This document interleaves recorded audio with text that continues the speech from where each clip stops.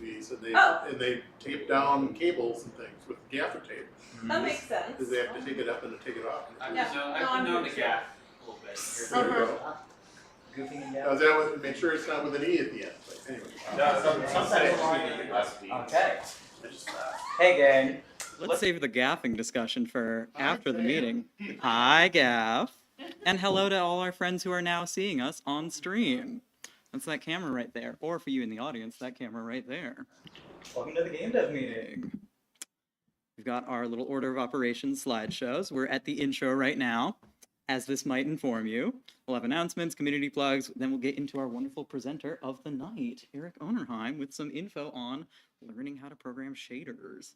And then after that's all said and done, we'll hang out at Probably Max, which is going to be just down the block, and we'll continue yapping, enjoying each other's company, and getting some pretty solid bar food. Oh, this is new. I have no idea what this is.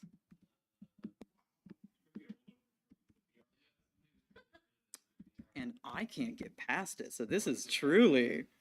Oh, this brought me to the end. Oh, what a trip. It's a trap. It is, yeah.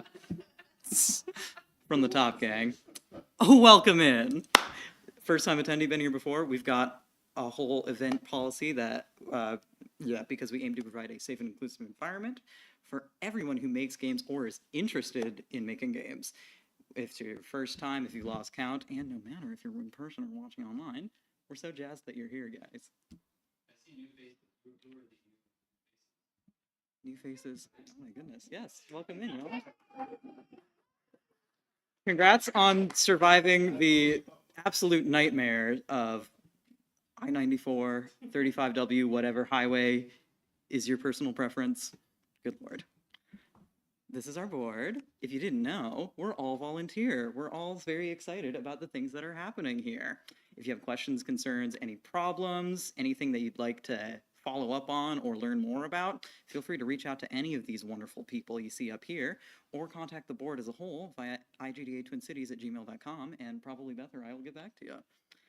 You can also find board members directly on the Discord using the IGDATC board role, and we have annual board elections, so if you end up enjoying what you're experiencing here, we'll have them running at the beginning of every single year for 2-year-long terms, who we've now elected some of our new board members.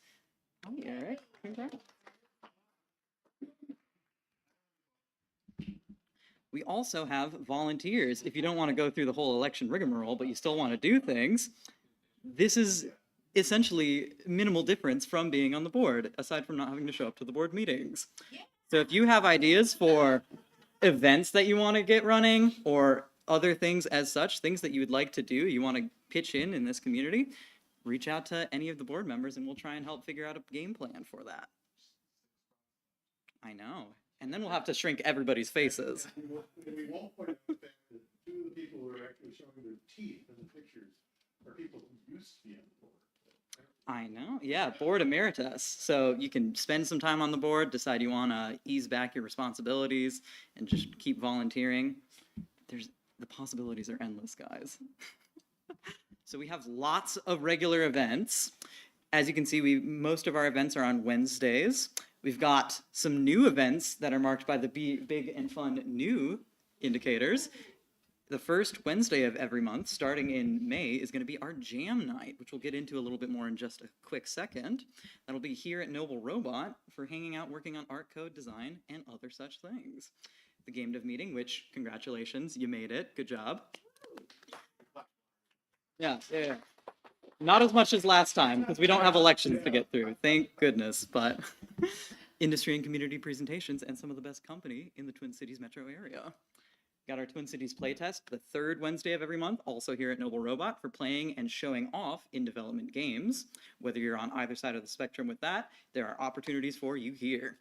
And the Minnesota VR and HCI meetup, which is the 4th Wednesday, not here, at REM5 Studios, which is now in West End, for VR, AR, and HCI specific presentations, demos, and discussions. Then we've got our special interest events as well. Women in Games Gathering is the 3rd Saturday of every single month here at Noble Robot. More of just a social networking event, open to anyone who identifies with the label of woman, meeting other women in the game dev community here. And we've got another new event. That's Game.wav. It'll be May 15th. Oh, goodness. Well, hey, so is it Wave? I'm an artist. I don't. So crucify me all you want. Game.wave. Game.wave. May 15th from 6 to 9 p.m. Hi. At the Hennepin Technical College Audio Production Department for the first of many wonderful discussions and deep dives on game audio. If you're interested in helping run an existing event or you want to start a new thing yourself, again, let us know. And if you want Physically, like in a map, the Hennepin Technical College, like in Eden Prairie. it's Not- yeah, it's not so- yeah, Just type Hennepin Tech. Hennepin Tech. It's yeah, I think yeah. Yes. Is it a question about the event? Okay. Robert, would you like to take it away from here? I am Rob Frost. If you don't know me, I'm a composer and sound designer in this community and in the world, So I'm starting a new thing. It's called Game.wave or WAV. If you are suave like that. No, I like it. So yeah, I mean, what you should expect is talking about music, obviously for games, not your band, sorry. And we'll talk about, tools of the trade, news, and things that are happening currently. And what I really am excited about is like feedback, giving feedback, and learning how to give feedback for music in general and sound. And then we'll have like a longer format, basically exactly like this meeting. So doors open at 6, and then we'll start at 6:30 and go till 9, and then do the bar thing afterwards. Is there any questions thus far? Yes. So the first one, May 15th. It's the day after this event every month. That's my question. Yes. It will be. As soon as I lock it in. Lock and pop. Which makes it the second Thursday? Second Thursday of every month, yeah. I wanted it to be easy so people will remember. Whatever this day is, it's the day after it. The day after the second Thursday. Yeah. Yes. It's usually Thursday, but it's not always the second. Rolled off. It rolls off the tongue. It really does. So, yeah. Hennepin Tech. I will. Big space. It's like a classroom. Yeah. Like a, yeah. Big classroom. You wouldn't want to have like this meeting. I mean, I thought, let me have my first meeting there and I'll talk. Because I know Matt Holmes there, who's the what's his studio manager and like college guys. He does a lot of the class stuff. So we talked, and we'll do that there. So we have speakers and not a room that's like this. This is a great room. No offense to this room. No offense to this room at all. It's a great room. Just Looking at a bunch of pictures of the old meetings of us in really big rooms. yeah. So yeah, come to the meeting next month. Yeah. If I don't have a specific background in sound design. Oh, you am I can come. welcome? You are so welcome. What if I have a background in sound design but not really directly in games? Definitely come. You'll learn about game sound and whatnot.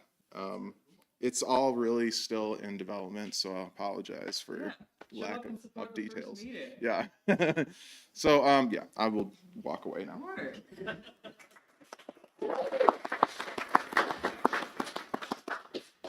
And get ready for another little blurb of info because we got that other new event. You guys want to come and plug that? Game night. I'm never. Jam night. Yeah, so this is the event that we're gonna try to replace Devs Play Games. Me and Erik are gonna be running it here. And it is what it sounds like. We're basically bring a project, something to work on. You'll probably end up talking most of the time anyway, but if you have some like programming problem or something that you want to chat with other programmers, I know that we're gonna have some artists there. Deanna has promised to come and do art. So there'll be artists there. I'm hoping other disciplines, like if you have something to work on, just bring it and hang out, and we'll kind of see where it goes from there. You have anything else, Eric? No, that sounds great. Okay, Yeah. cool. I think also like for floating potentially like one-off events and other like. Yeah, Yeah. we're being Try pretty it loose out. with it, so. Yeah. Yeah, we'll experiment. Yeah. Yeah. It doesn't have, it's not chiseled in stone. Yeah. Mhm. So it sounds like if you wanted to help define what the culture and atmosphere of that is, Yeah. you should show up the first Wednesday of the month. That's right. That's crazy. Cool. All right. Yeah, starting in May. So May 7th, 9th, I don't know. First Wednesday of May. The set. Yes. There'll be details on this. Awesome. I mean, I'm guessing. I'm not it'll be. Yeah. I'll do it at some point. It will happen at some point. And that Twin Cities playtest that we mentioned, that's another one. Oh my gosh, we're going through all of these events. If you are a game developer, or if you've worked on a game, or if you've done a game jam, if you have any sort of game in any sort of playable development, like someone can look at it and press buttons or interact with it in some way and something will happen, I hope to see it here next week. If you're interested in getting some feedback for your game, no matter what stage of development it's in, you should reach out to Mark LaCroix at Mark LaCroix in our Discord, or post about it in the Twin Cities Playtest channel. This happens monthly, and we live stream it as well. So you can send in a playable build, you can bring in your laptop and have it set up. Or if you have a tabletop game, you can bring that in as well. We can do this in person or remote. And if you send notice in advance, then we will be able to set out a designated time in our schedule for the night where Dale will be wandering around with a microphone and interviewing the other people at the event as they are playtesting your game. And you'll be able to rewatch the live stream if you're not there in person and process that feedback. It's very cool. You should all bring your games next week. And you can also just show up last minute. You can walk in and we'll figure it out. I mean, you could also come and play a bunch of games. Yeah. If you're interested in seeing what the community is up to, there's no better way. But if none of you jokers send me the game, there'll be no game for the rest of you jokers to play. Literally. So, doing your due diligence. And if you're interested in seeing other things that we're up to here, we've got a bajillion Discord channels that you can interact in. We've got channels for each event if you want to follow up about something from the night before. You've got channels for specific disciplines if you're very into art, audio, any specific skill set. You can further a discussion there or ask people from the community their thoughts. And we have a forum channel for all of the local games and projects that are going on in this area. So you can see some of the latest projects that are being worked on and get updates from them, devlogs, where they're going to be, what events they're going to be at, etc. And you can opt into our special interest groups through the rules and roles functions in our community server. So yeah, you can also support IGDATC. Do we have any representatives tonight? Congratulations. Congratulations. We have merch at igdatc.org/merch.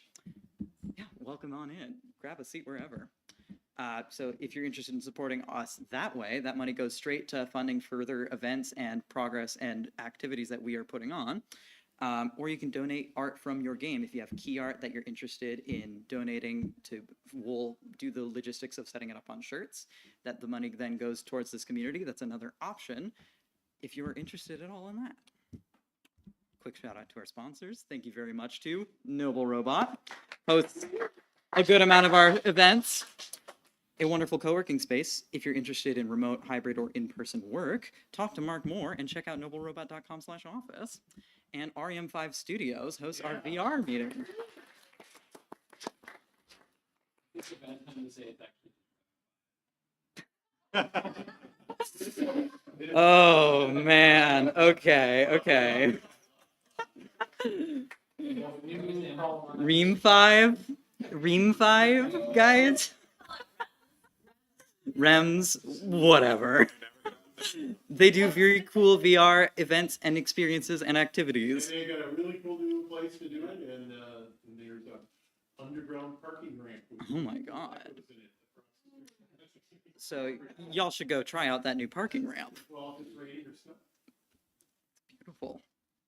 IGDATC specific announcements. Nice Games Alliance exists and has now for like a quarter of a year. That's awesome.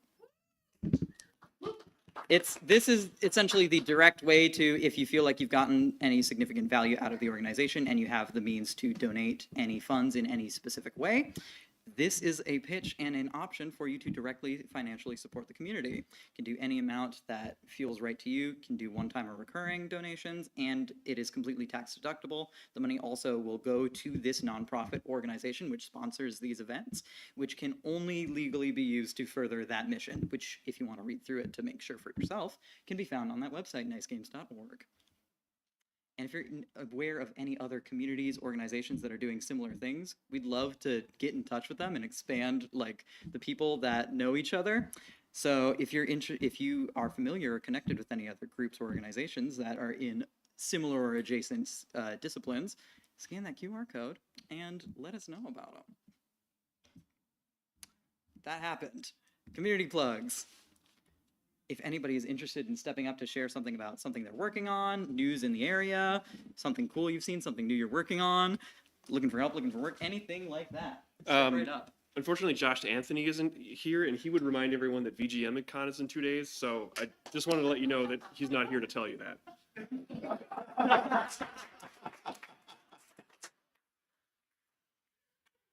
Oh, yeah, it's in 2 days.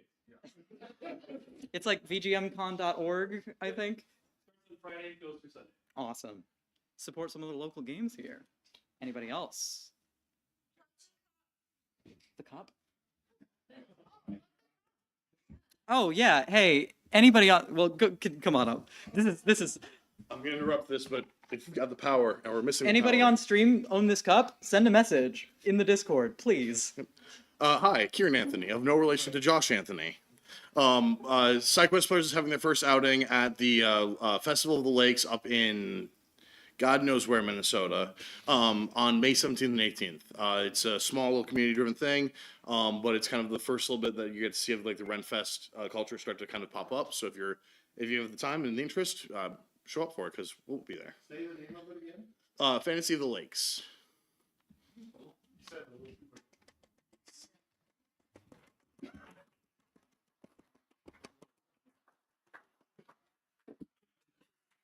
Anybody else?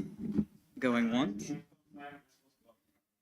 Oh yeah, I think that'll be right after this one. We should get rid of that. I mean, that hasn't happened yet, but if you're interested in making games. If you're interested in mega games, talk to Trent. Yeah. Steven. You could both do this one. NiceGames.club is a podcast. Because Mark was out sick, you get to hear my beautiful voice, not just this week, but next week too. So check it out. They talk about lots of really interesting things. They have lots of nice game jams. Especially there's this one about dinosaurs. So you'll learn a lot about dinosaurs. Look it up. That's all. Did I miss anything? /feedback.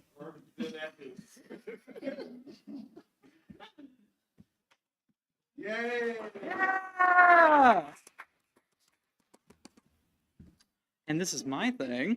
If you're interested in making small things with minimal commitment in a short time frame, you should join in for Jam-a Jam. It's a 48-hour asset jam that happens the first full weekend of every month. So the first full Friday, Saturday, Sunday.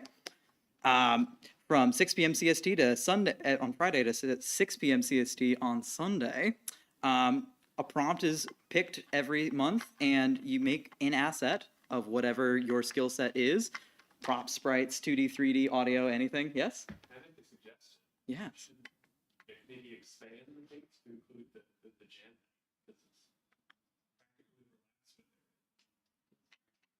Oh, yeah. That's a good idea. We'll talk about it. I like where that's going, because that makes sense. Oh my goodness. So if you're interested in anything like that, there's a QR code to join the Discord, or you can just pester me about it, and I will happily inform you about it. This is some of our last month's participants and winners. Yeah, check it out. It's really fun. Now we've got our presentation. Eric, you ready? I'm ready. Ready to rock and roll? Awesome. That's empty. And now, you got the power. All right. I have the cup. Oh, should I put it in the cup holder? That's important. As is tradition, I'm going to forget to plug in my laptop. So we're going to go ahead and make sure I do plug in my laptop. So that gaffer tape did not tie in me. No, gaffer tape is important. Hey, that's a presentation. So thank you all for braving the great Minnesota tradition of road construction and doing that whole get-together on the road together and enjoying some pleasant road rage.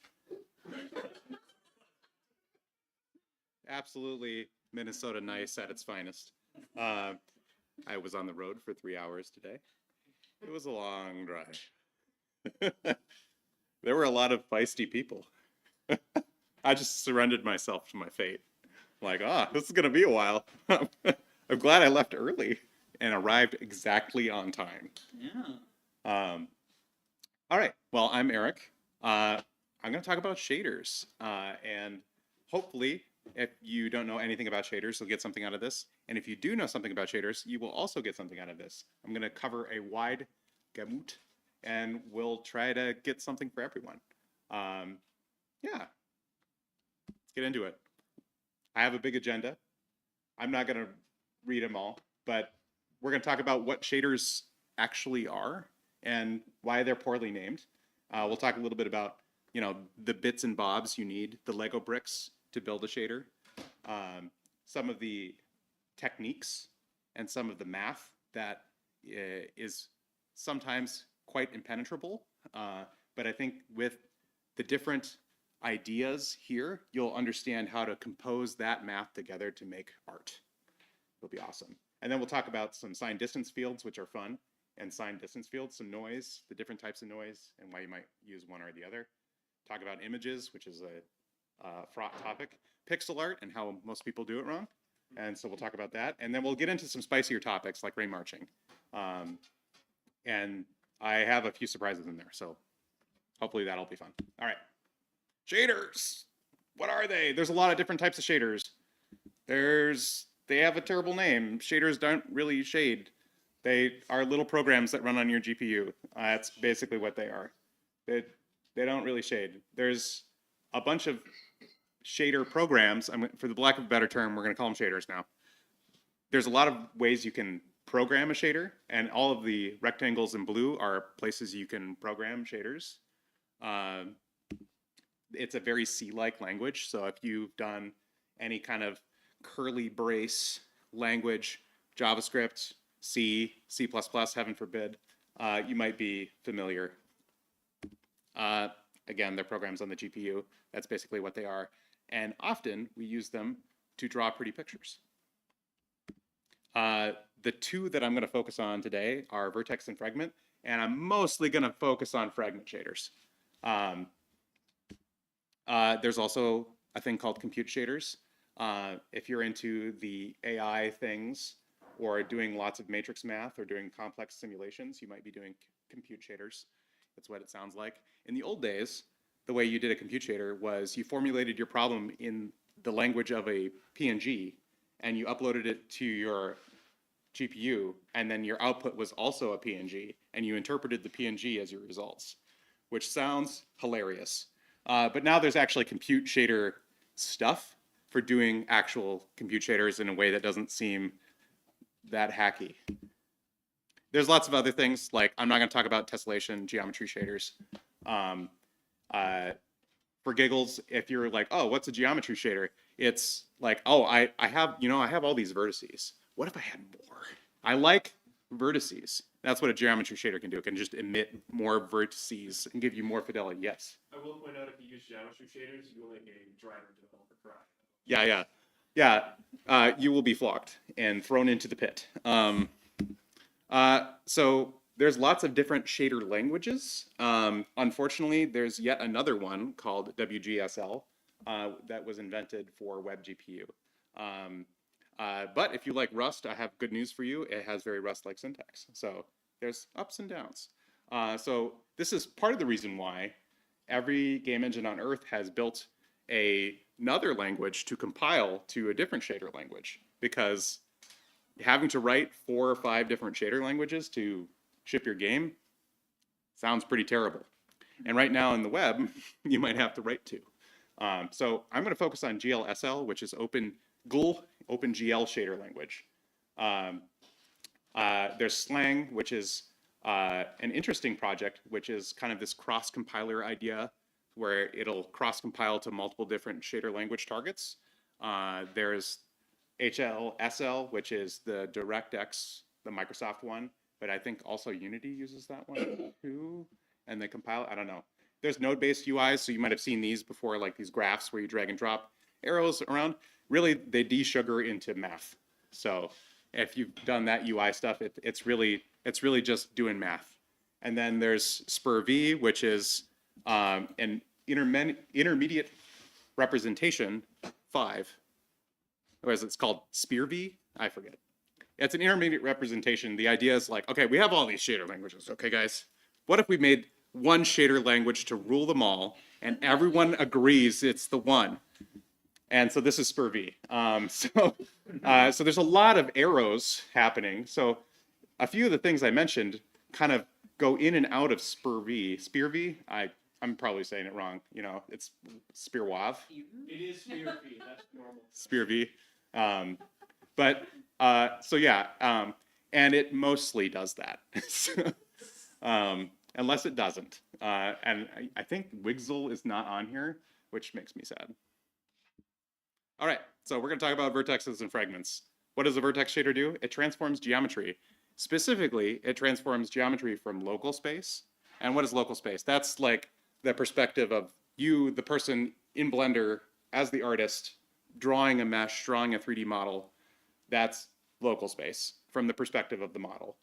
You're transforming geometry in that space into clip space. And usually what you do is you go local space, you know, you got a camera in a position, the model's in the world somewhere, you transform that into world space, and then you project that onto clip space, which is what the GPU then takes and sends through the pipeline. And eventually it ping pongs through and lands in your fragment shader where you pick a color. So all these programs do is you tell the geometry how you should change, and then the fragment is what color should it be at the end. Awesome.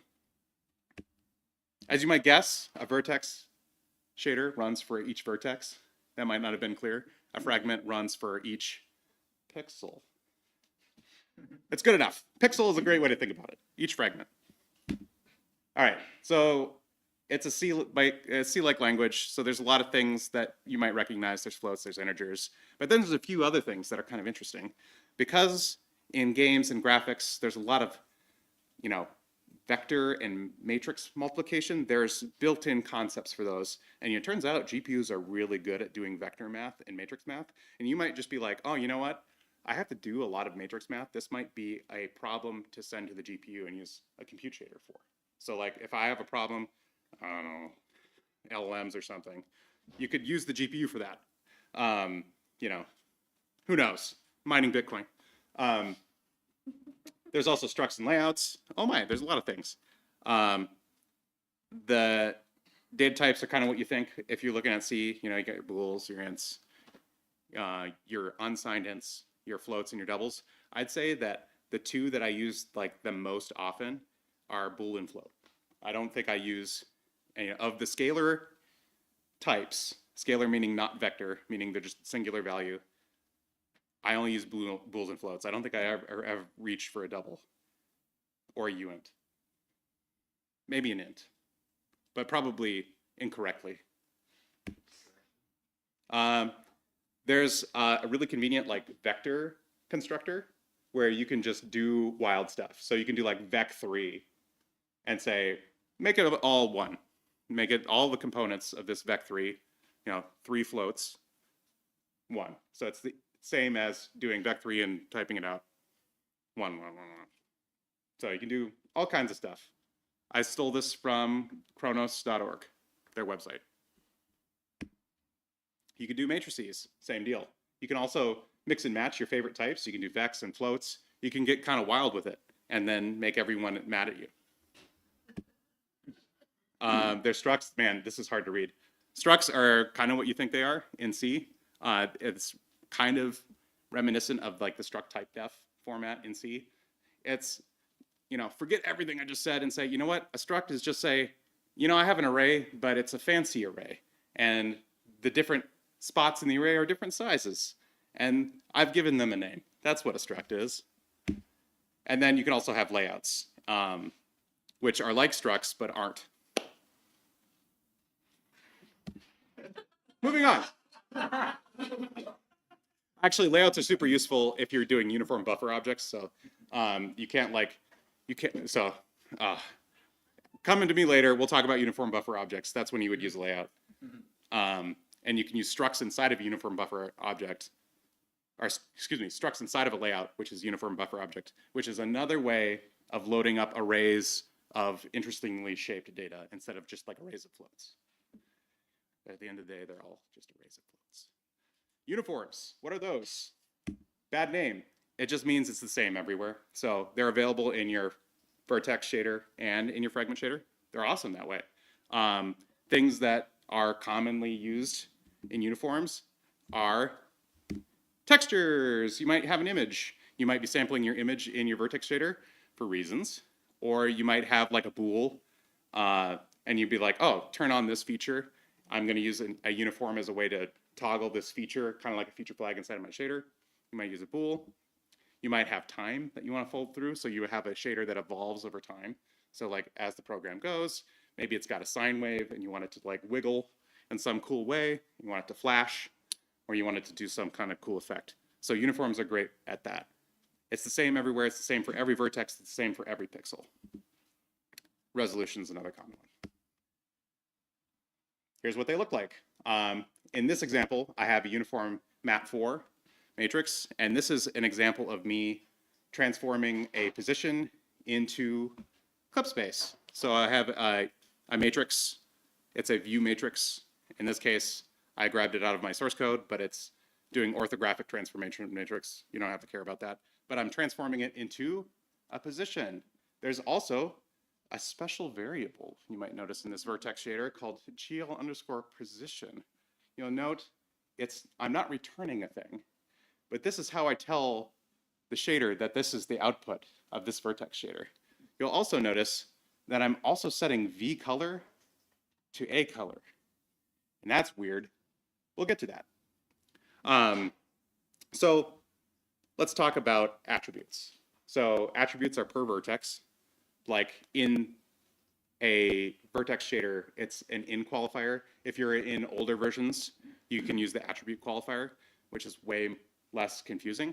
You'll also note that I have an A_ prefix. This is a convention, you don't have to do it. It's a thing that I do so that I know it's like, am I looking at an attribute or am I looking at a varying, which is, spoiler, what the V_ is for. But it's useful for things that you would associate with vertices. So a lot of times it's like UV coordinates, so mapping bits of texture, mapping color. I don't know why I put transform there. I don't remember what I was thinking there. Positions. That's what I was thinking. And also they're useful for shuttling data. So that's what that V_ color = A color is. I'm shuttling data into the fragment shader. And in fragment shaders, you have a thing called a varying, and they are per pixel. And they are also the in qualifier in the newer versions of GLSL, or if you're in an older version, the varying qualifier. That's why they're called varyings. You'll note that I give it the V_. Again, that's Hungarian notation. That's just a thing that I do to keep track of it. Some people do it, some people don't. So if you see V_ or V prefix on your things, you just like, what is this? Why did it have a V on it? Just means varying. And what happens with varyings, backing up here, is say, oh, I have a per vertex color. So if I had one vertex with a red color, another vertex with a green color, and yet another vertex with a blue color, what'll happen is they get interpolated across all of the pixels. So it'll just blend it for me. And this V color will just magically have a blended color depending on where it is in relation to all the vertices. Kind of cool. Also kind of mind-blowing, because you're like, how's that magic happening? Magic. Awesome. Cool. The other thing that you might be looking at is out. That is just telling the shader that this is the final color. You can also use multiple outs. That is useful for like transform feedback. We'll talk about that later. Usually you only have one out in a fragment shader. And it's usually called frag color or something color. You could call it whatever you want. All right, so those are kind of the blocks of a shader. Okay, how do I use them? How do they actually work? It's drawing with math, and it's kind of brain melting until it clicks. So it's like learning Lisp, is it doesn't make any sense until it makes perfect sense. Or like trigonometry, the trick is you have to remember it doesn't make sense and then it will.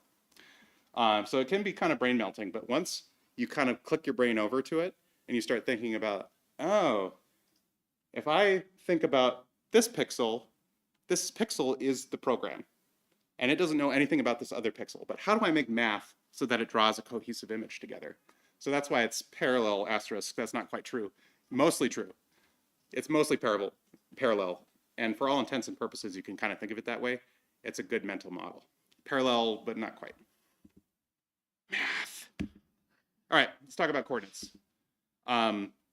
Usually, oh, my slides are stuck. Oh, there we go. It's in the wrong order. Okay. Usually, when you're talking about coordinates, and roughly any number in shaders, they are normalized. And what does that mean? It's between 0 and 1. So you saw the Vec3 constructor, you saw a lot of things between 0 and 1. And having things normalized has a lot of really convenient mathematical properties. For example, you can interpret 0 through 1 in a lot of different ways. For example, 0 could be off, 1 could be on, 0 could be the beginning, 1 could be the end. Subtracting 1 minus coordinate suddenly flips it. Multiplying 1, something on 0 to 1 with something on 0 to 1 produces a result that is also on 0 to 1. There's a lot of really convenient math if you stick to 0 to 1. So that's why a lot of times we're working in normalized coordinates. And most people do that too. And you'll see like UVs, like if you've ever authored UVs or STs or text chords, they're all synonymous really, not quite true, but they're used pretty interchangeably. They're on 0 to 1. You don't have a UV? Oh, there's actually this really convenient GL frag chord, and you can divide it by resolution that you pass in, and suddenly you have something from 0 to 1. You can work with it. So if you're like in Shader Toy, this is an example. I actually stole this screenshot from Shader Toy. Cool. Let's do our first shader. Let's make some colors. All right. Wow, exciting. We made the color red. So let's take a look at how that's happening. So this is that shader program, and we can mess with it. So we can decide that we want it to be, was this RGB? Okay, I wonder what that'll do. Oh, we sure can. Let's enhance. Enhance. CSI. Cool, so you notice we had the red component from 0 to 1, the green component from 0 to 0, B, and then alpha, which 1 just means opaque. So opaque is also an opaque word, meaning it not see-through. So purple, awesome. That's pretty cool. And you can kind of like play around with this, and you can decide like, oh, I would rather have this color. And then it'll load, oh, look at that, that's nice. I could also play around with the opacity, and I could decide, ooh, that's not a color. Like maybe I want half opacity. What does that do? Nothing, because I have a black background. So what I could also do is take you notice how we have this varying. You know, remember what I said, that varyings are interpolated across the entire shader. Well, what I could do is I could say, well, I want to visualize how that varying changes across red and green, RGB, and then have B all the way on. So let's do that. We've done it. We made a gradient. Oh, hello, square. It's pretty awesome. Actually, this is an incredibly useful technique for debugging. So like you're like, this is not looking the way I expect. Let me map the color to my coordinate space I'm working in. So I expect this thing to be 0 here, or I expect this thing to be 1 here. I can use color to interpret it. So a lot of times you'll see like a lot of folks will use this when they're debugging normals. So like you're like, the light looks all wrong. Let me go ahead and take that normal vector, interpret it as a color, output that, and say like, okay, well, it's green on the bottom. That ain't right. It should be green on the top. So you can kind of say like, okay, if I'm interpreting this as like a 3D vector, I can use this as a way of debugging. So, and a lot of times, you know, I like looking at blue more, but like you'll see this one a lot too. Like, so let's think about this gradient now in the terms of that varying, right? We had UV on 0 to 1. So UV in the top left corner is 0, 0. 0, 0, 0, 0, 1, or 3 zeros and a 1, that's black, right? And then on the bottom right, we have 1, 1, 0, 1, red, green, that's yellow. So you can kind of see how this can help you debug. So just thinking about how there's, you know, honestly, it's like spreading peanut butter on toast that has multiple colors. Don't eat that peanut butter. Don't eat that. I can't recommend that as your doctor. Cool. So that was fun. We made color. Color happened. So that's your first shader. So a lot of times you don't have access to the vertex shader. So that's why I'm focusing on the fragment shader. And a lot of times that's where all the fun happens anyways, in the fragment shader. But I'm going to say this. If you do have access to the vertex shader, it's a lot more efficient to do expensive calculations per vertex than per pixel. And just let that percolate for a second. There's a lot more pixels than there are vertices, usually. You know, it depends on what you're doing. But so there can be opportunities to save some cycles on your GPU and not, you know, make it melt into a screaming puddle. Awesome. Cool. We can also blend colors using the lerp, the large. So I'm going to switch to Shader Toy now. I'm going to show you all different tools. Before I was showing you Excalibur. This is Shader Toy. Slightly different, you'll notice. They have their own kind of, instead of main, they have main image. They have also they have their own built-in out, which is frag color. Those are the only two differences. They also have a bunch of built-in uniforms. And they also have a whole bunch of built-in pictures. So like if you want to play around, this is a great way to just kind of hammer on some code without needing to set up like all of the like boilerplate to render to a screen, to render a quad to a screen so that you can play with shaders. And this makes it far less annoying to play with shaders and just kind of experiment. There's also a ton of really cool stuff on Shader Toy. Just if I take a quick diversion and we just take a look at the homepage, like look at the wild stuff people are building in fragment shaders. This is math. Math is doing this. So that's absolutely bonkers to me. But we're going to talk about mix. What is mix? It is a built-in function in GLSL. It's also called lerp in HLSL. Whew, that one's a tough one to say really fast. And that's what it is. We're mixing between two colors given a value, a percentage between 0 and 1. So, you know, as the UVX increases from left to right, you'll notice that it goes from red to yellow. How about that? And we can get a little fancier, and we can say, what happens if we mix as Y changes? Da-da-da-da. Yes? Can we do the, oh. maybe the scale up a little bit? Yeah. Oh, Shader Toy is fighting me. How dare you? There we go. Hey, there we go. There we go. That's better. Shader Toy is fighting me. All right. So that's cool. And you can do all kinds of weird stuff here. Like we could do like, we could say like, do like sine of UV. I don't know what this will do. I haven't practiced this. And we could do wild stuff. Well, that wasn't very exciting. Let's increase the frequency. Or not. Oh, because you can't just do that. You have to make it float. There we go. Cool. We've shifted it. Let's see what happens when I do this. And I actually do the dot in the right spot. Ooh, that's interesting. So why is it doing that? Well, we're mixing between 0 and 1, and we're changing 0 and 1 as we move through X. So you can start to see how you can do like wild stuff. And if you want to do even more wild stuff, we could say, oh, you know what? They have this time uniform that we talked about. What if I multiplied by time?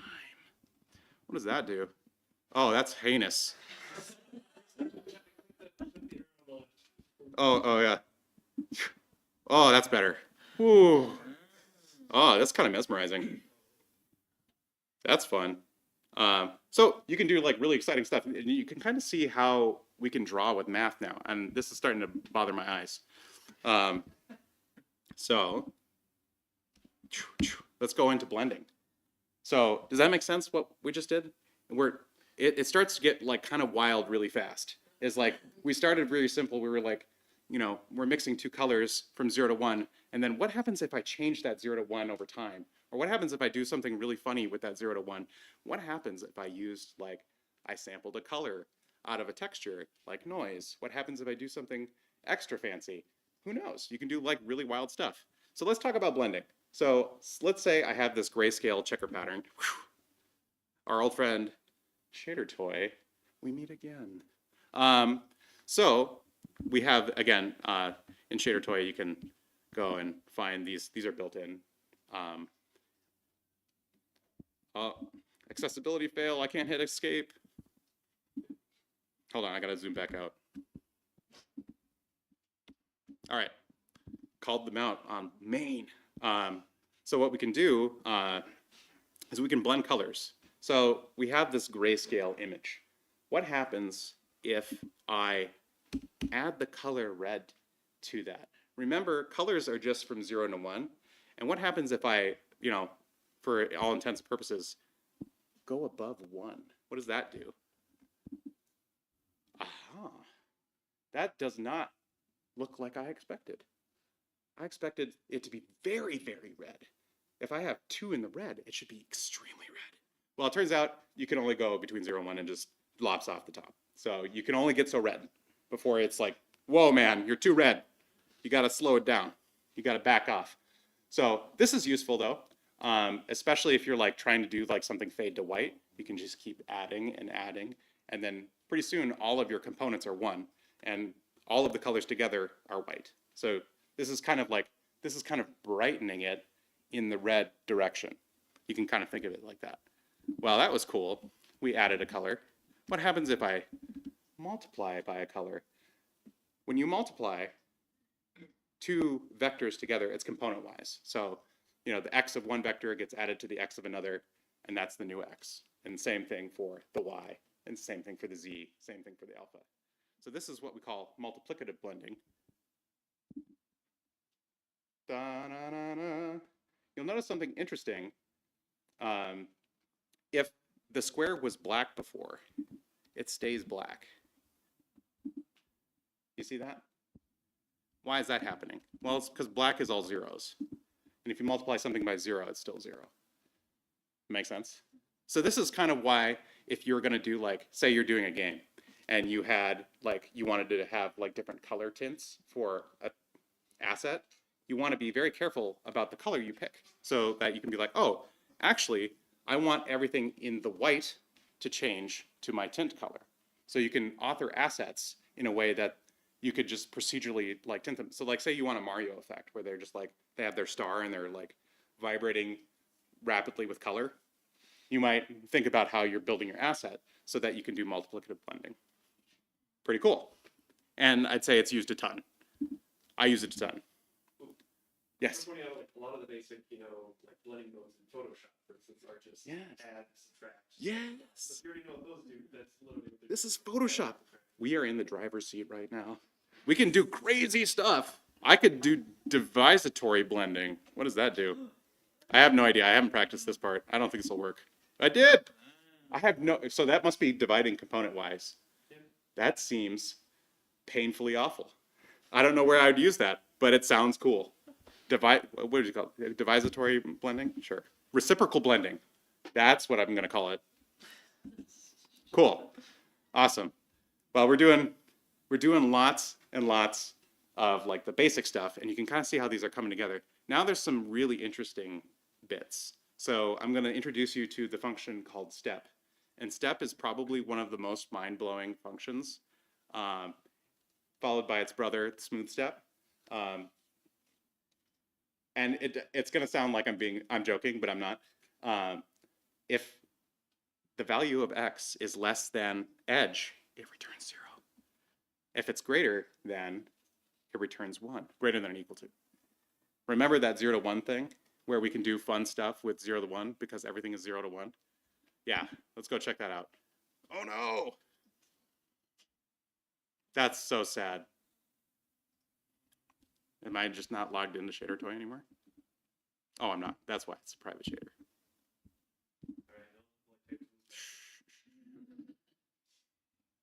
Don't look.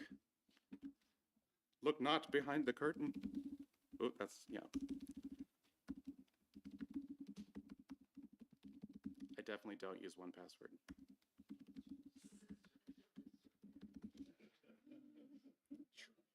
That is definitely not my username. Oh, okay. Haha. That's my wrongly saved username. Okay, there's step. Okay, so you can kind of see it here. Let me make this bigger. You can kind of see what's happening here. On the bottom of the screen, you know, we're at 0. And then we go at our boundary, we jump up to 1. Very exciting. You've seen stepwise functions probably. How am I doing this? So again, we have our UV from 0 to 1.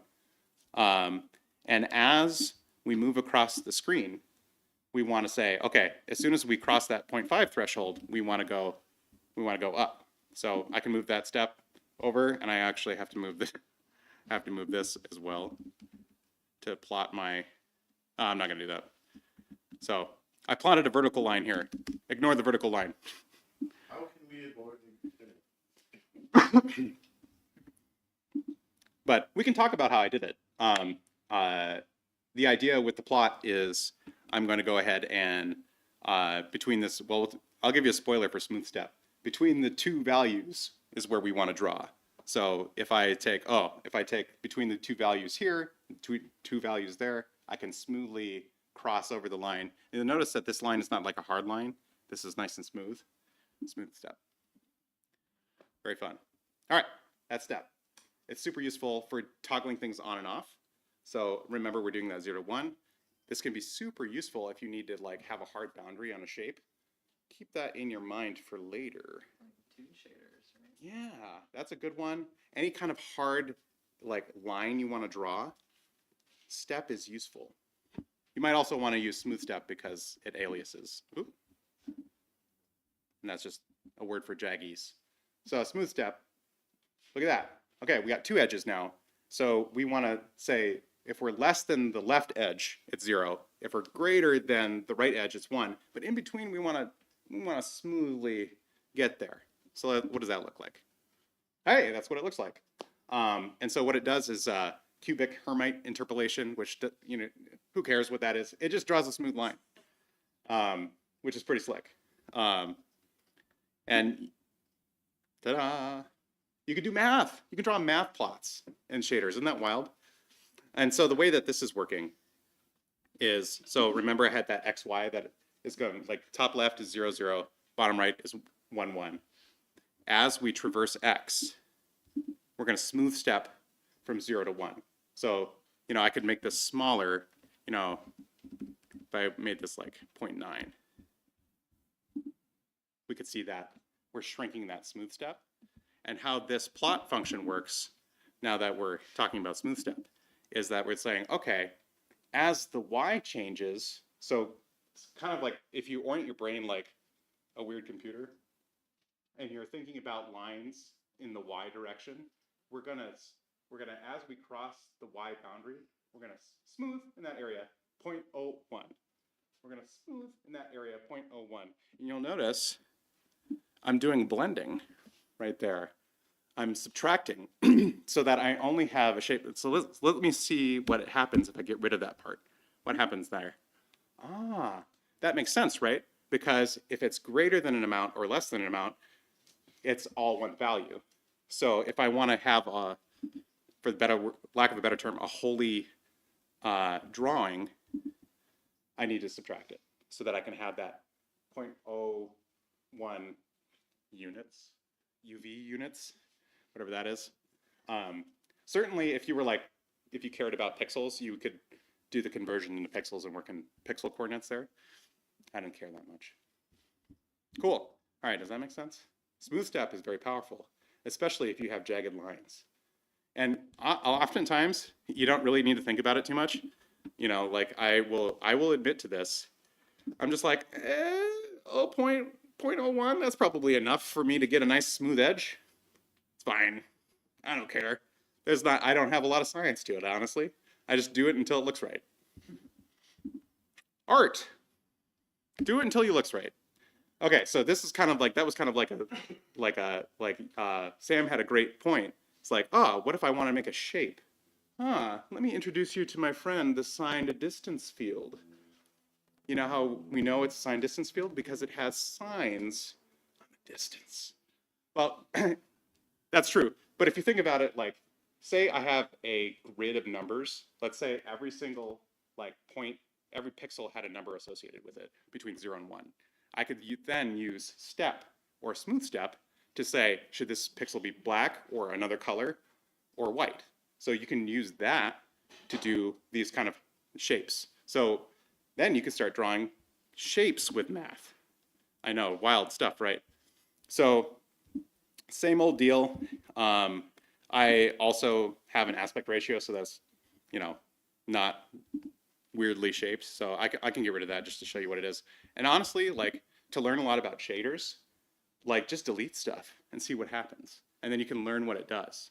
So it's like, what is this aspect thing doing for this? Oh, it was making it so it's square. It has the right aspect ratio and not like stretched. And you'll notice I'm doing something weird here with my UVs. Remember that everything is on that 0 to 1? Well, if I have a coordinate space between 0 and 1, and I multiply it by 2, what am I doing? That is basically stretching it, right? So now I have a coordinate space between 0 and 2. So I've kind of stretched it out, like further past the screen. And then if I subtract 1, I've now shifted it back up. So now 0, 0 is conveniently in the center. How about that? How about them apples? So now our coordinate space, after I've done that remapping exercise, is from -1 to 1, 1. Clip space, yay! That's clip space. But then we can do really cool stuff, like, we can draw circles. So what's a circle but a miserable pile of secrets and the length minus the radius? And that's what it is. So let's think about this for a second. So I'm figuring out the distance from 0. 0 is in the middle, right? And anywhere along this line, I'm figuring out the distance. So like that first part, all I'm doing right there, for every UV, I'm figuring out that distance from the center. And once I have the distance from the center, I can subtract the radius of the circle I care about. And there's a step function. Friend step. A step function. Oh my God. The friend of this SDF is the step function. So, you can mess with stuff. And one thing that, that's interesting here is you can adjust the step and change like the threshold where we're saying, oh, switch to 1. So I had it very small there. We can adjust this. We can get it even bigger. So does that circle have a jaggy line? It does. Let's zoom in. Enhance. Oh, I don't know if that helps, but you can kind of tell like right up at the top there, there's like some aliasing right there. So would we use? So I didn't practice this. So, or he's a clever plant.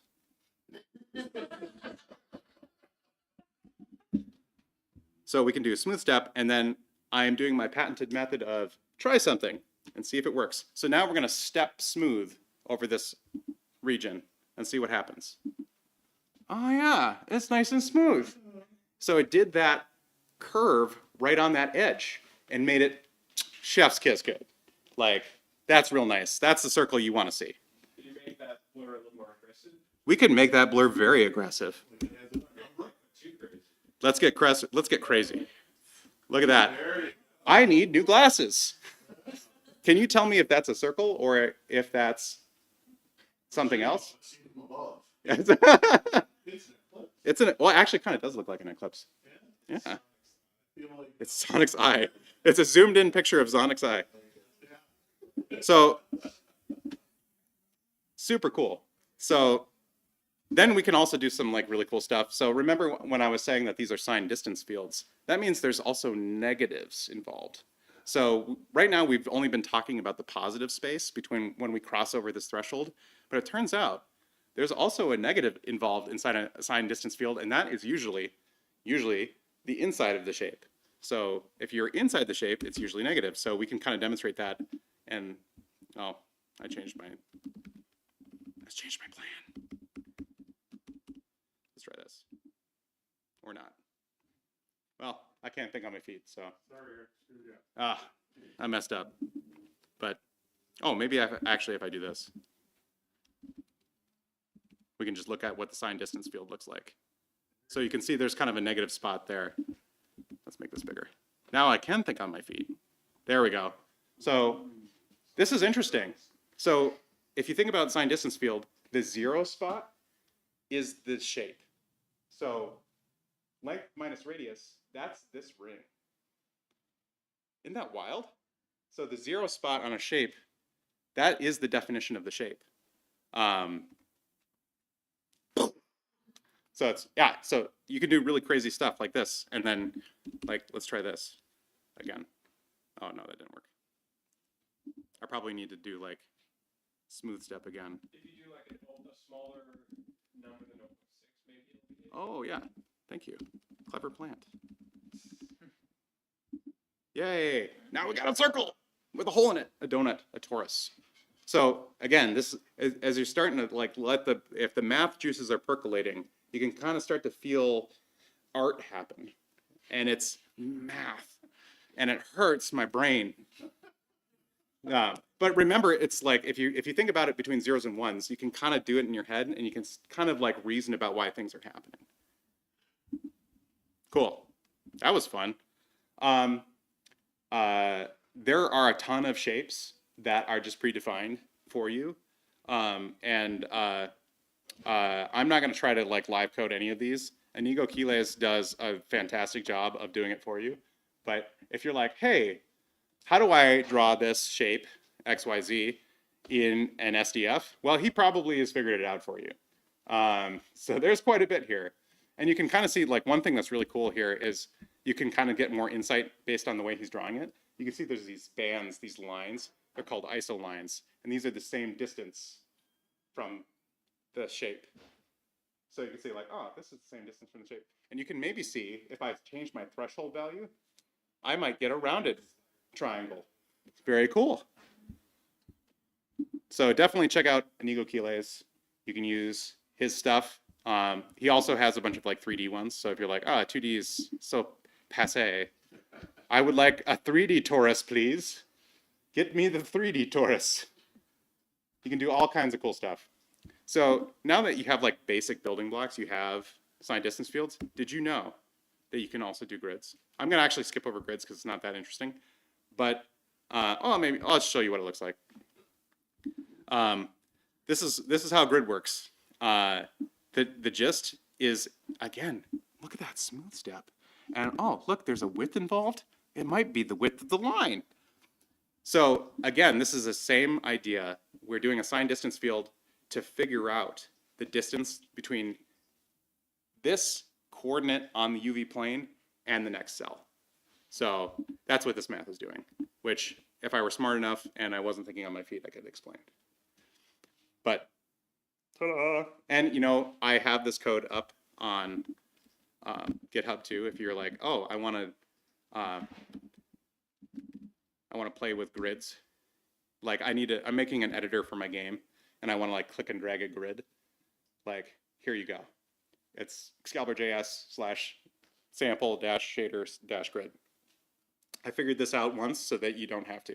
And I also figured out how to click and drag and pass that through on a uniform. Pretty cool. And you can also use signed distance fields to draw text. This is kind of the spooky magic. If you're like, oh, drawing text is hard. And I think it's a Sebastian League video where they were like, I am going to take a TTF file, a true type font file, and I am going to build the geometry for this glyph.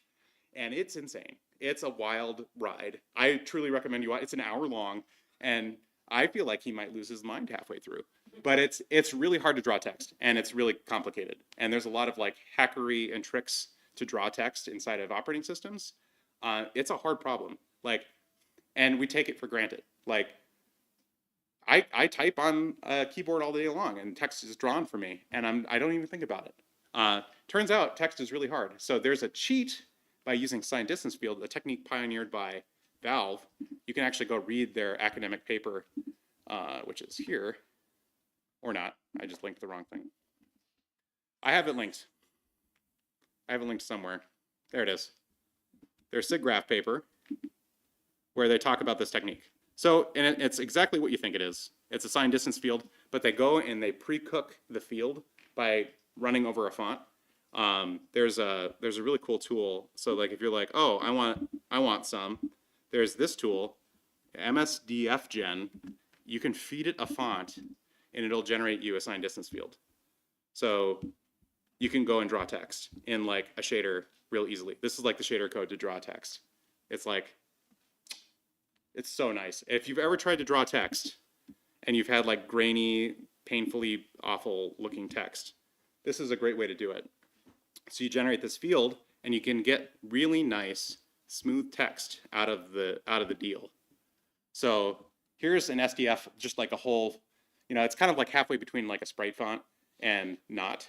Like this looks pretty good, this is pretty passable.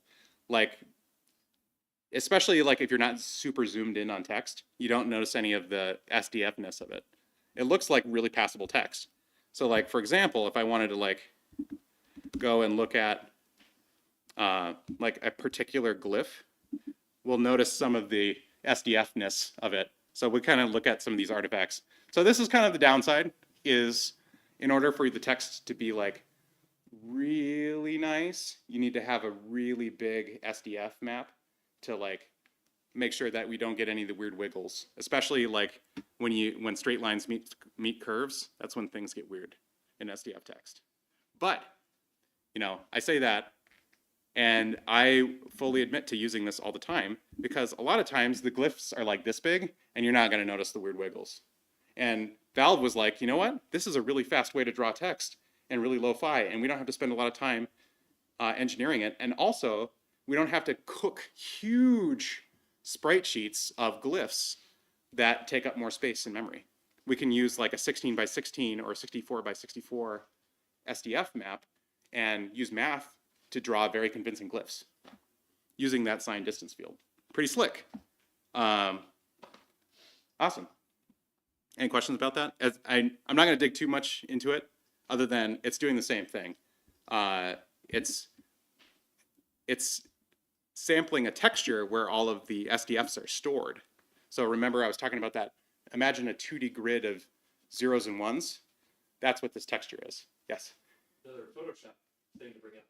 If you want to make an arbitrary shape and then get an SDF for it so you can use it for drawing in a shader like that, you can kind of just do like a path, whatever, into like layer effects to do like the bevel inside and outside separately, so you get the right colors as it goes. Oh, and let's take a look at what this like SDF actually looks like. Like when you're like, oh, I heard these SDFs are nice, I want some. Let's go take a look at it. Like, what does it look like as just like a plain Jane SDF? So let me just like hack this in. And fix my syntax error. Hack harder. I'm hacking time. There we go. That's heinous. But so like you can take a look at this and you can kind of see where it's coming from. You see like all of the sloped edges. So like, for example, you could maybe do bold text by increasing your threshold, or you could do outlines by getting inside of the glyph. So there's a lot of things that the SDF lets you do in this that is hard to do with like normal, like I've got a big sprite. Yes. So yeah, you can then put this on any service as a shader. How big are we talking about? Are we talking UTF plus 8 all the way out to however long it's? Oh yeah. 1 million characters. This is a great question. Especially because you're talking some pretty big files. Yeah, no, that's a great point. This is only as good as the glyphs that you intend to use. So like if you wanted all of UTF-8, you'd be in for a world of hurt. Yeah. That's all like problems. Yeah. So like if you have a very small set of glyphs that you use in your game, this might be a technique. Or even better, don't use text in your game.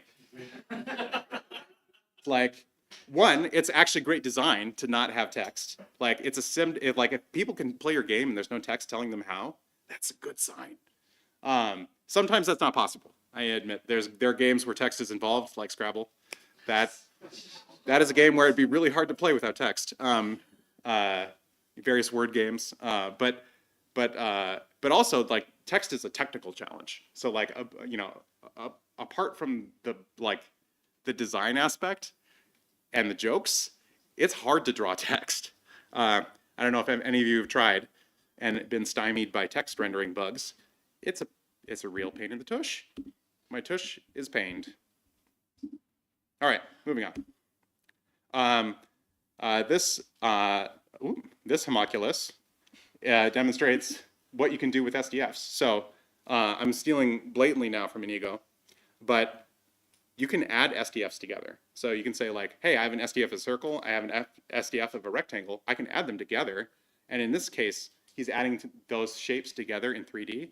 Well, it turns out you can also do something called smooth minimum. And it kind of does, if you've ever watched like NURBS, where the two shapes kind of merge together, that's what's happening here. So you add SDFs together with minimum, and you can smooth minimum them, and you get like nice smooth blending between them. So that's one cool thing you can do. Now it's not just all smooth minimums. You can also do like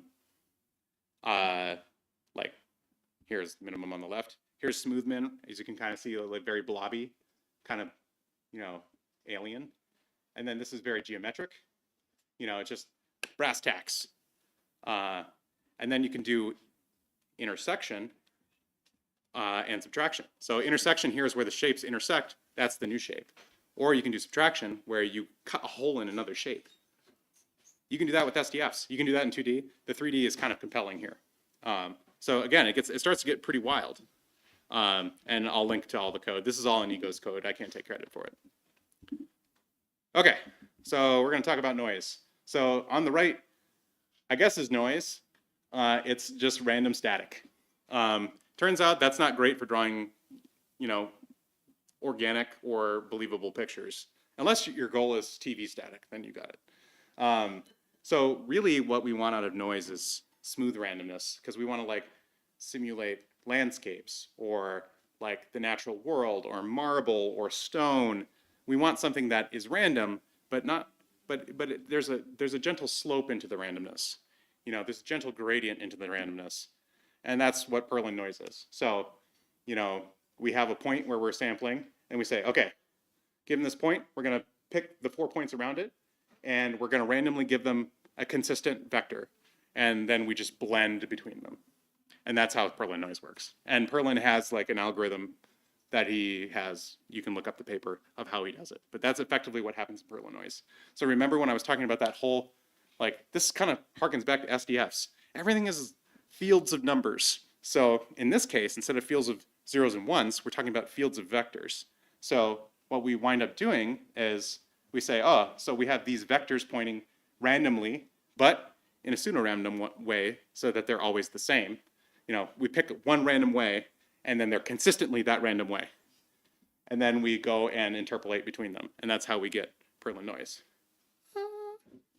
Perlin noise, staple in the game engine, game dev world, suffers from a couple of things, and notably, you might be able to see it. There's kind of like some linearness to it, you know, some like regularity. This is not random enough for me. I need more randomness. So then we had simplex, which, by the way, the patent has recently expired. So you can now use the original artisanal simplex noise, unencumbered by patents. And you can go look up the application where it is patent, where the patent has expired lifetime. And you can go look up the original algorithm, because in patent law, you need to give an example of what is being patented. So yeah, here's the original algorithm for simplex noise. How about that? Fun stuff. There's also a couple of like open source things, Open Simplex 2, which again, the idea here is to avoid linear artifacts. So if it's really like, does this meet my aesthetic? It's not like one noise is better than the other. Maybe in terms of performance here and there might be some like cycles you can shave, but it's really like an aesthetic. So there's simplex noise. There's fraction. That's an interesting, I'm gonna call it for that from now on, fraction noise. Fractional Brownian noise, which is, you know what? It's just, we're adding noise together. That's all it is. It's a noise sandwich. It's like, you know, I generated Perlin, I'm gonna add Perlin on top. I'm gonna add Perlin again. I'm gonna add Perlin again. And each one of them you might give different parameters, but it gives you this kind of like cloud-like quality. You get higher peaks and valleys when you do that. So a lot of times you use FBM for like mountainous terrain, or like something that is a little more ups and downs. Let's talk about how to do fire now with noise. So let's take a look at that. So we want to make fire. As you can see, the eponymous fire shader. That's what it's going to do. So let's talk about how we're doing this. So we have our noise.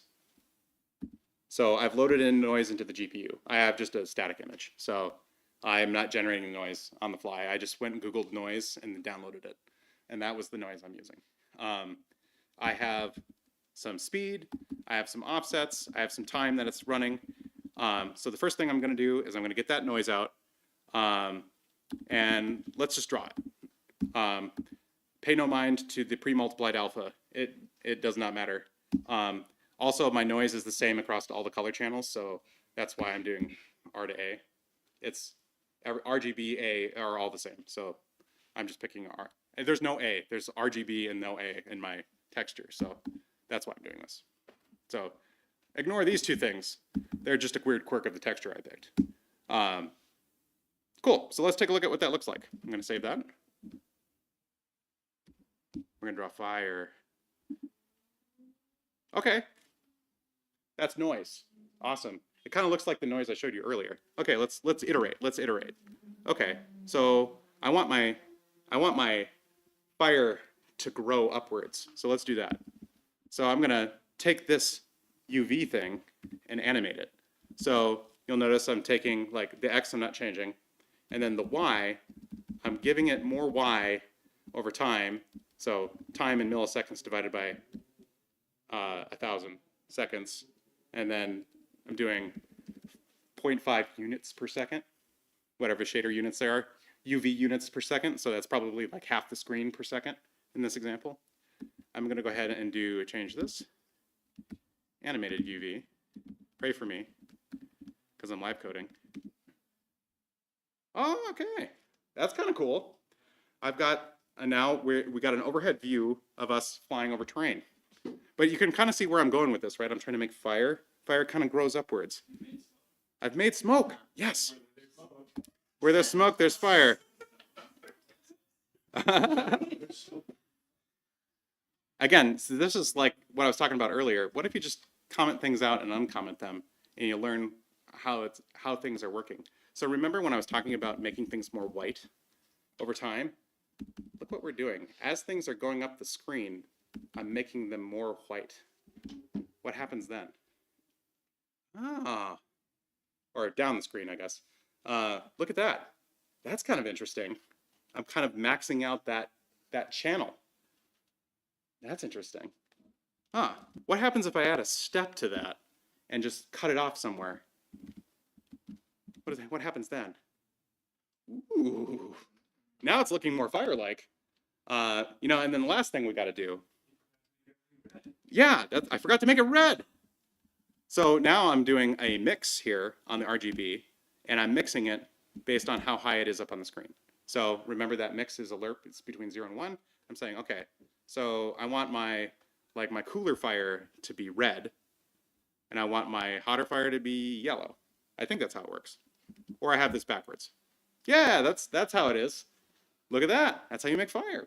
And that was with noise. Isn't that cool? And that's all of the things that we've been talking about. We talked about blending, we talked about step, and we made fire. I'm a This the blending that you did earlier with the red stripes or orange. kind of, yeah. Actually, it is. I didn't try to do that, but that I like that you thought I thought about things. Awesome. Fire. All right. Y'all look hungry. So I'm just gonna possible trypophobia. I can't say it. Trypophobia. I picked the least offensive version of this for that. So close your eyes now. But this is known as Worley noise or Voronoi noise. This is super useful if you're like trying to do like honeycombs or some kind of crystalline shape.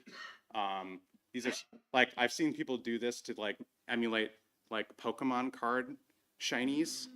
Because they kind of have that sparkle glitter in them, and you can use this to kind of do that. It's cool. So this is just letting you know that this exists. I'm not going to get into it. It's actually super, okay, I'm going to get into it a little bit. It's super easy to do. It's just random points, and you kind of take the distance between, and you make a line between. So it's SDFs on steroids. You know, it's just like lots of dots. It's lots of bubbles that intersect, and where they intersect, that's the line. SDFs, they're the best. All right, so we've kind of been playing with sampling images a little bit. And there's a couple of considerations. And we were looking at this fire thing, and you know, I kind of glazed over how to get at images. And you'll notice that images are called a sampler. Why is that? Because it should just be called an image. Why is it called a sampler?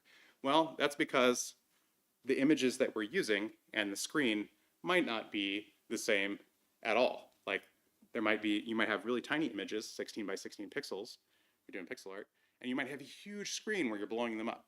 So you need to sample the image and figure out what pixels on the big screen need to light up.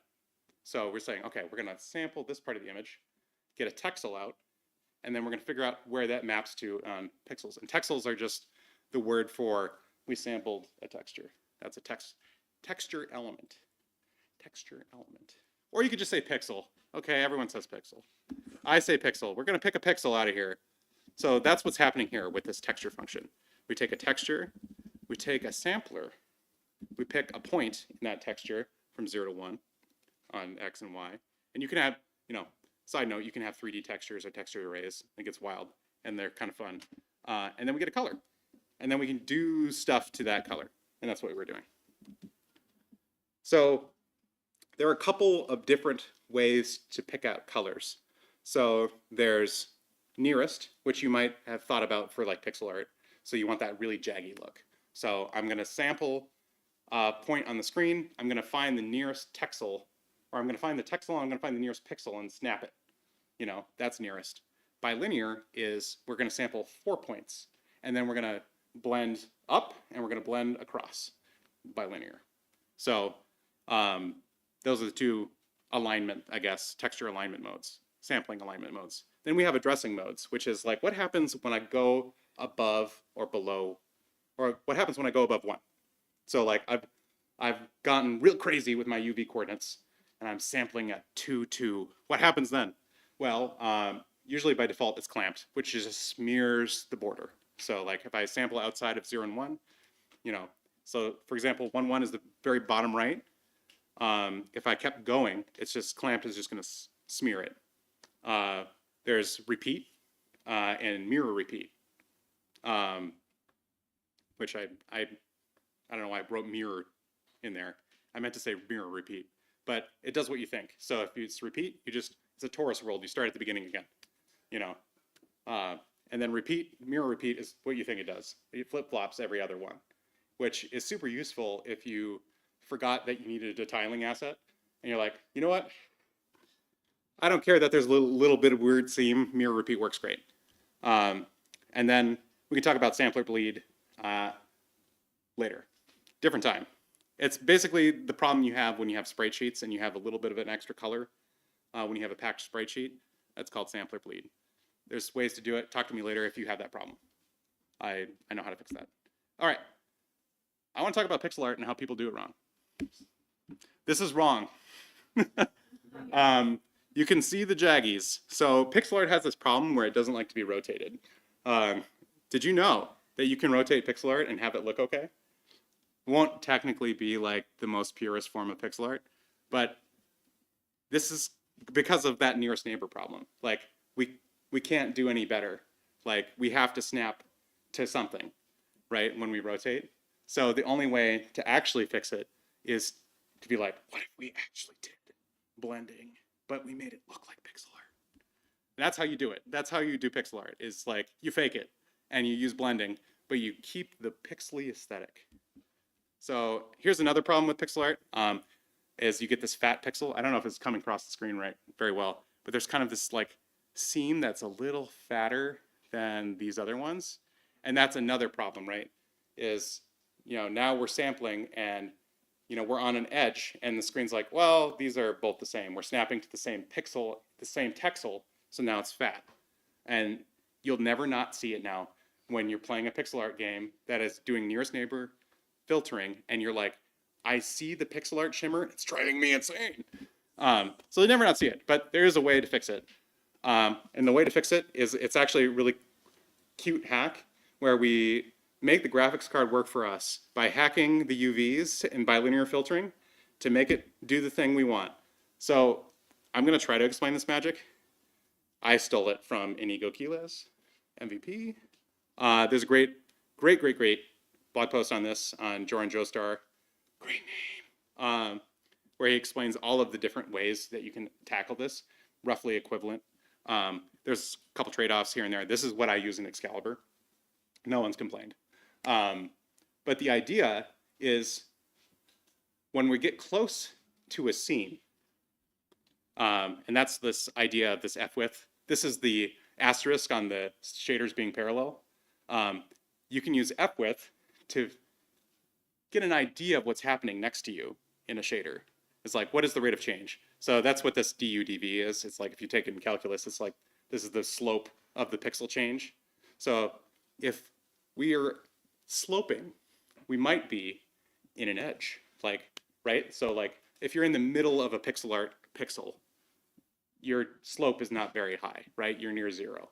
You're not changing. Your gradient is very, very flat. You're not changing a lot. But when you cross over a boundary, and also, by the way, F-width is super useful for detecting edges. You know, when your gradient suddenly does something wild, you can say, oh, let's draw an edge. So you can like run a picture through it and do that fun posterized thing that you can do in Photoshop. Anyways, so when you're near an edge, we're gonna go ahead and fudge our UVs a little. I'm gonna go push our UVs around so that I can get bilinear filtering to blend it for me. And that's what this does. And ta-da, no more jaggies. So all you do is you run this UV, and I can show you this. It's wild. You run this UV prepass on your UV coordinates. Let me actually go find it. Texture picker.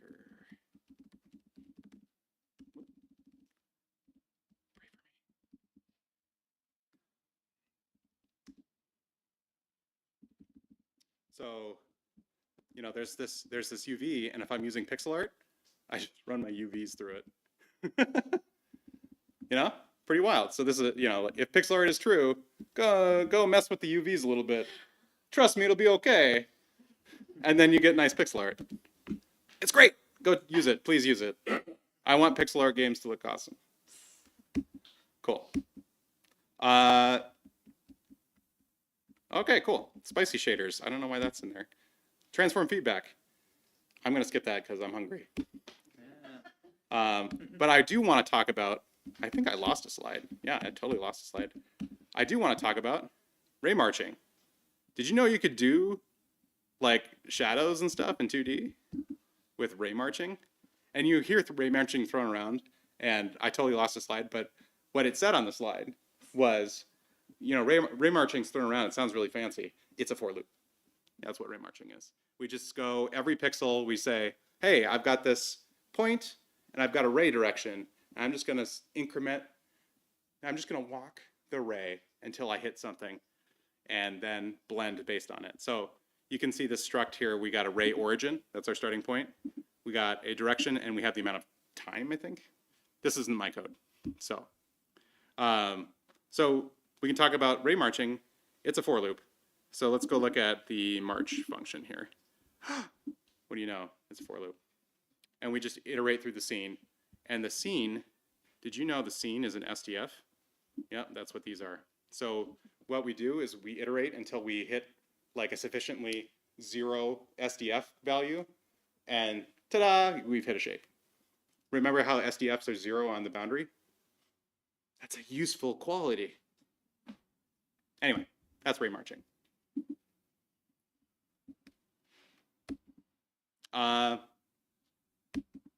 Let's talk about gotchas. This has bitten me a lot. Different kernels, different firmwares have different implementations of shading languages. So when you're compiling like GLSL or you're compiling like HLSL, there are like either there might be bugs in that implementation of that firmware, or even in that hardware. Like you might just run across a problem that you can't get past. And in fact, Unity famously has the most obscene like shader output to try and work around various hardware bugs and compiler optimizations. So yeah, it's just heinous that you have to do to like, because they want to work on everything. And that's kind of what you had. They had to make the jQuery of shaders in order to work on everything. So that's a big problem. Most of the time though, just don't use anything but a vec4. Vec4s are like the most supported thing out there. Just use vec4s for everything, even if you don't need a vec4. Use vec4s. Pack your data into vec4s. Don't use vec2s. Don't use vec3s. Use vec4s. You get around a lot of problems. The other one is use a standard layout if you're doing uniform buffer objects. Pick a layout. Use that layout. Use vec4s in that layout. Then most of your problems go away. Compiler optimizations. This one's bitten me before, but did you know that compilers like to strip out code that you don't use? Yeah, that happens to me a lot. So, hey, this uniform's not in here because you didn't use it. And then your program crashes. You're like, but I did use it. Oh, but I was doing something tricky. My fault. Also NAN propagation, which is kind of fun. It just spreads like a virus because when you do anything to a NAN, the result is also NAN. So it's, when you're drawing a picture and you have NAN somewhere, it just goes and eats your entire picture. That's how you know that something in NAN is happening. As if just suddenly something just eats your entire picture. Yeah. How do you, on the previous part, how do you make sure that just eat all of your use or any of your use? Use your code. Don't do anything tricky. Lots of flags. Yeah, so like there's, I'm trying to think of how this happened to me recently. I do a lot of tricky stuff. I have a lot of general purpose shaders that have a lot of features in them. And so this is where it bites me, is I have like a lot of toggles. So like if I don't use a toggle, it just gets optimized away. But sometimes I'm using that code. So the trick is to use it all and set every uniform and use them. In like, even if it's a no-op inside of your shader. And sometimes they're too smart and they still get you because they're like, we did some code analysis and you don't actually use it. But it might be a signal that you're doing something tricky. Maybe you should reevaluate your life, which I have. It's happened to me. So anyway, I was talking a lot about WebGL. GLSL is OpenGL. If you want to use that kind of stuff, you can bundle Angle into your thing. I'm actually doing this right now in a project. There's a VC package link if you're a C person. It's super slick. It's the NPM of C and C++. There's also Wigzl, which is in a sad state right now. So if you want to use WGSL, don't. Wait. You can use it later, but don't do it right now. It's all flagged. It doesn't work on mobile yet. And it's always 2 years away, like Fusion. So, but there's a shader toys type thing called compute.toys if you want to play with it. I have a ton of resources. I really recommend everything that Inigo does. He's got a great YouTube. Everything on there I've watched multiple times. It's really good. There's the Book of Shaders, which is a really good resource, really well written.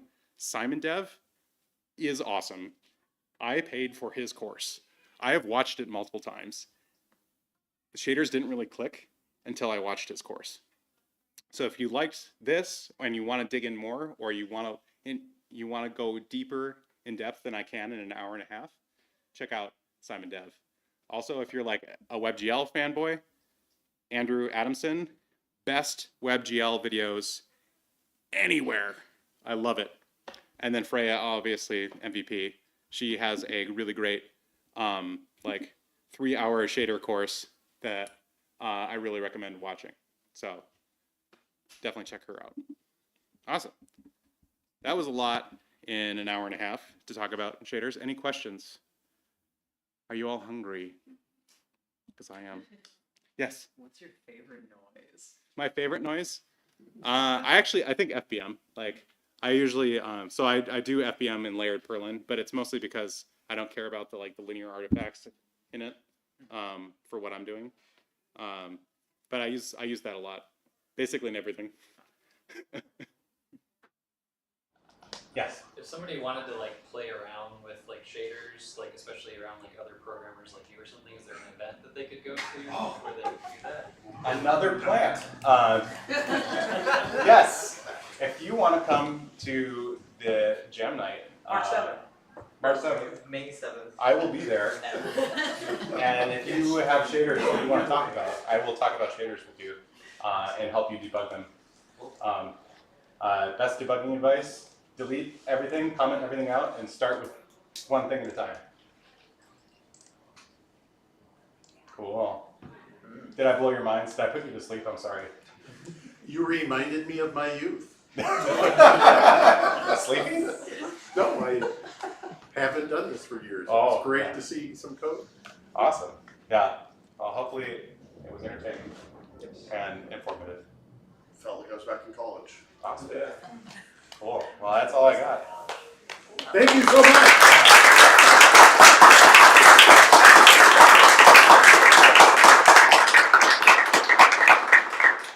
Alrighty, before people start meandering out the door, can I get a head count of who all is interested in coming with us for food? 1, 2, 3. Hands up. Okay, we're gonna start now. 1, 2, 3, 4, 5, 6, 7, 8, 9, 10, 11, 12, 13, 14, 15, 16, 17, 18, 19, 20, 21, 22, 23, 24, 25, 26, 27, 28. We're going to have 7 tables this time. Alright, good numbers, gang. They're gonna love us. Okay. Yeah. They really did.